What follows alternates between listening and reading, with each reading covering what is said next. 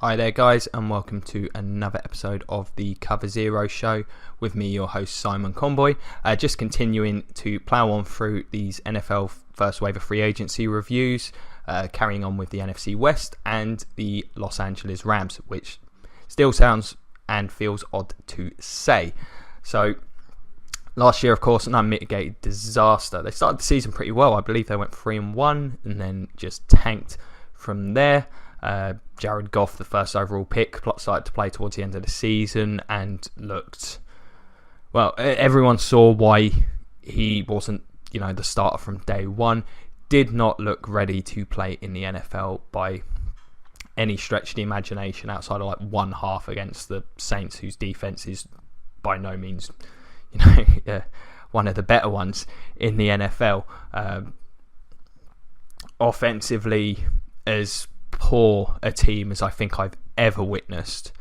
Todd Gurley really struggled behind what was a poor offensive line. I still think he was not good enough, did not break many tackles, didn't look nearly as explosive as he did in his rookie season. That's a shame. He was on my fantasy team, my first round pick, so that was a disaster for me as well. Not that I'm bitter or anything, but I mean, they're so devoid of talent on offense. The line's bad. The quarterback doesn't look good at this point, but you to some degree you got to give it a level of a pass, because what was around him was so poor, and the way they sort of schemed, I'm not sure what they were trying to do to teams. Skill position talent's poor. Kenny Britt was their number one. He's the definition of an unreliable receiver. Tavon Austin just seems like a gadget player who's been overpaid by them. Could possibly work if he's utilised correctly. Just really, really poor offense, possibly the worst in the league when you look at it on paper, and when you watch it on film, definitely the worst in the league. Defensively, the total opposite. One of the better defensive units in the league. Aaron Donald, the top defensive lineman in the NFL. If not, it's JJ Watt. We'll see how he comes back, but he's an absolute beast. You've got Quinn. He's a very, very good edge rusher. Brock is a solid defensive tackle. Really good defensive line there. Ogletree's solid. They use Mark Barron, interestingly, after he sort of washed out of Tampa. Secondary's not bad. And the defense, they were playing very well early in the year. I think you could see the team just giving up at the end of the season, which is always disappointing. I like to see, especially a team that prides itself on defense, and if they consider themselves one of the top defensive units in the league, which isn't out of the question, they need to show a bit more pride than I saw at the end of last year. So a lot of work to be done. Needs, every single one of them I had listed was on offense. I mean, they could do with more corners. Apparently Trumaine Johnson's available for a trade, having been tagged. If he goes, they could definitely do with more corners. But offensively, they need to fix the O-line first and foremost. At this point in time, Jared Goff has no chance of developing into, a high-end starter, which he has to develop into a high-end starter. They can't just go get a middling player. You traded all those picks to go up and get him at number one overall. Of course, he'll always be contrasted with Carson Wentz, due to them being the first and second picks and both being acquired by blockbuster trades to move up in the draft. He's got no chance. He's doomed. It's kind of like that Derek Carr situation. Well, not Derek Carr, David Carr, back when he was the number one overall pick for the Texans. Similarly, they were an expansion franchise, so they had more of an excuse for having such a terrible offense. But by the time that team had a roster around him, he just looked shell-shocked, because he took such a beating in the first few years of his NFL career. If they're not careful, that could easily happen to Jared Goff. So offensive line, every aspect of it needs to be addressed. Greg Robinson's been a bust. The guard play's been poor. I mean, Todd Gurley's their one weapon on offense. He's got to be the focal point. They've got to improve the offensive line play. They need receivers. Tavon Austin, I think he can be a contributor for sure. The talent's there, great in the open field. It's never going to be a number one. Probably wouldn't even. I think you want to him and a number 2, like both to be competent players, and a number 1, then you've got something, you know, to work with. Desperate need there. I don't know who's going to be catching passes next year at this point. It's looking very, very iffy for them. So let's see what they've done. So the first thing they did was they signed Andrew Whitworth to a 3-year, $36 million deal with $15 million guaranteed. Understand it in terms of, you know, even at his advanced age, Whitworth is still has been one of the top left tackles in the league. Of course, he'll be 36 next season. He could drop off at any point. That's just the nature of it. At that age, there is a chance that his play just falls off a cliff. But he's been great. It's a short-term fix, of course. I can't imagine him going beyond another 2 years as a competent blindside protector. Surprised he left Cincinnati. Surprised they let him go. You know, if he's the player he's been for Cincinnati, this is hard to criticise, especially considering the calibre of offensive tackle that is available. Certainly, you know, even if his play does decline, certainly an upgrade over what they did have. Jared Goff has to be happy with this one. This will give him an opportunity at least to have one guy off his back. So, solid move. Won't be too critical of the Rams for that one. However, the next one I'm a little more dubious of. Robert Woods. As I said, they needed receivers, and I think Woods is an okay player. Could at best be a number 2. But the contract they've given him, 5 years, $39 million. He's not shown nearly enough in his time in the league that he's ready to be a number 2 or to be paid this kind of money. He's never really had a huge season. I know in college he was dominant, but that success has not translated over to the NFL at all.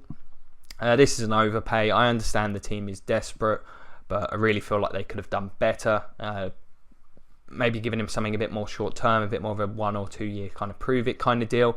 I don't understand why you'd sign a player that has shown so little to this kind of a contract. So would not be happy with that one. So really, those are the only kind of moves they've made in terms of bringing players in. In terms of losses, traded William Hayes for the Dolphins. Great trade for the Dolphins. William Hayes a really good rotational end. I don't know if you necessarily want to be a starter, but as a part of the rotation, very, very good. Plays the run quite well. Will get you some sacks. Great move for them. And I feel like the Rams maybe could have tried to get more for him.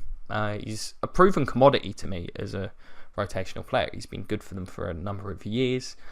To trade from like a 7th pick up into a 6th round pick, I don't know. Maybe I feel like they could have maybe rang up the Cowboys and been like, how about you give us a 5th round pick for him or something like that.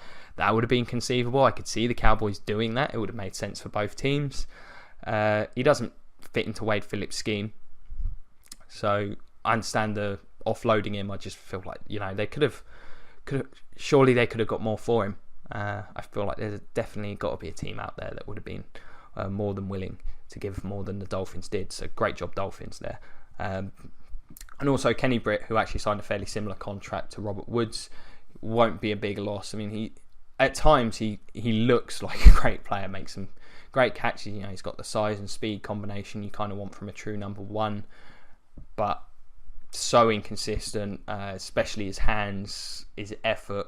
Don't blame the Rams for letting him go, especially when you see the contract that he signed with the Cleveland Browns. So they've still got Greg the Leg Zuerlein out there, and I believe TJ McDonald, the safety. I'd expect them to get a deal done for him. He's been a good player for them.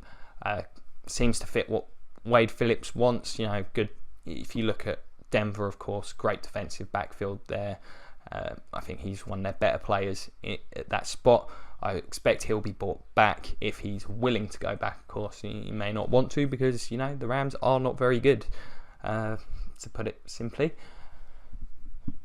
Nothing spectacular here. I can understand them keeping out away from some more offensive tackles. Don't understand why they've not been aggressive going after some of the guards. There were a lot of good guards out there in free agency.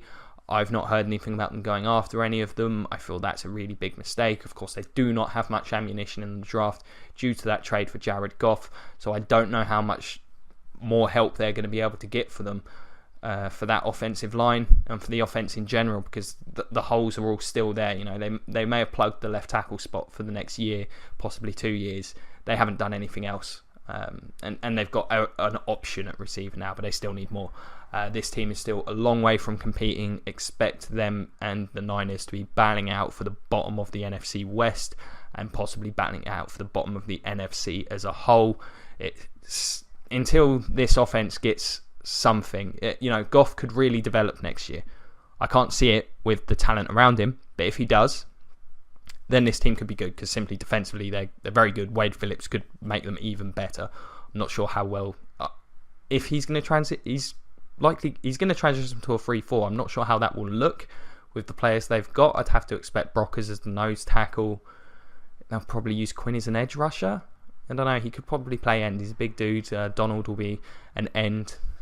I'm sure you can just plonk him anywhere on a defensive line. He'll do a great job for you, no doubt. I think it's going to be a long season ahead for the Rams. They've just got to hope and pray Jared Goff shows something this year. They really do, because otherwise we could be looking at an all-time bust kind of player, especially when you consider the trade up for him. It's going to look even worse. You don't want Jared Goff to be talked about as one of the worst selections in NFL draft history. So hoping that doesn't happen, but we'll see. Rams fans, let me know what you think. Do you feel any positivity about the upcoming season and the offense? I know defensively you guys are great. Do you think how far do you think you are from competing? I'd say at least 2 years, based on the lack of picks, possibly 3.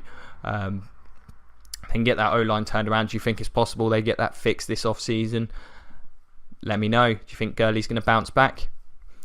Drop by in the comments. I'll do my best to get back to all of you. Any suggestions for future shows, they'd be much appreciated.